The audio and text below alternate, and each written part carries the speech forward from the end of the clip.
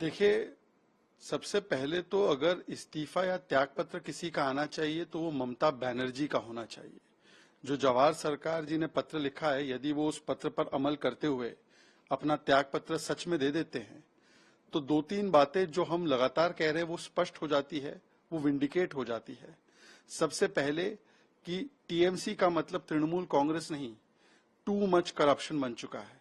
जिस प्रकार से भ्रष्टाचार को इंस्टीट्यूशनलाइज किया गया और इसके पीछे ममता बनर्जी और टीएमसी पूरी जिम्मेदार है।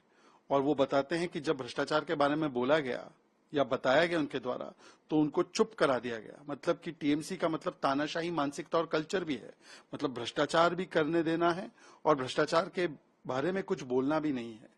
और जिस प्रकार से आरजीकर केस में ममता बनर्जी ने जो कदम उठाए वो बेटी को न्याय दिलाओ नहीं था, बल्कि सबूत मिटाओ था, सत्य की आवाज दबाओ था, सच छिपाओ था और बलात्कारी बचाओ था। आज ये भी बात विंडिकेट हुई है।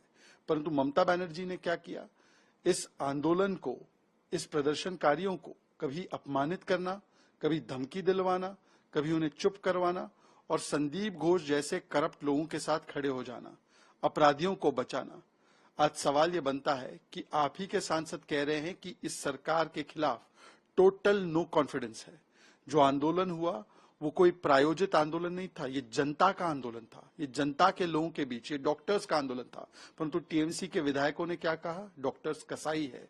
किसी ने कहा उंगली तोड़ देंगे, किसी ने कहा जबान खींच लेंगे। किस प्रकार से टीएमसी के इन विधायकों ने धमकी भरी बातें की, एमपीज ने बातें की, परंतु उन पर कोई कार्रवाई ममता बनर्जी की सरकार ने नहीं की, क्योंकि वो भी इस प्रकार का रवैया अपना रही थी। आज सवाल ये बनता है कि इन सारी चीजों के बाद क्या ममता बनर्जी जी अपनी जिम्मेदारी उठाते हुए, गृह मंत्री है, वो हेल्थ मिनिस्टर है, क्या उनको इस्तीफा नहीं देना चाहिए? अब तो माता पिता का भी बयान सामने आ गया था कि कैसे पुलिस ने इस पूरी जांच में दखल करने के लिए उन्हें पैसे ऑफर किए थे, कैसे हॉस्पिटल अथॉरिटीज ने झूठ बोला था, कैसे सुसाइड थियरी फ्लोट की गई थी, किस प्रकार से संदीप घोष ने सबूत मिटाने के लिए वहां पर डेमोलिशन और कंस्ट्रक्शन का काम करवाया था।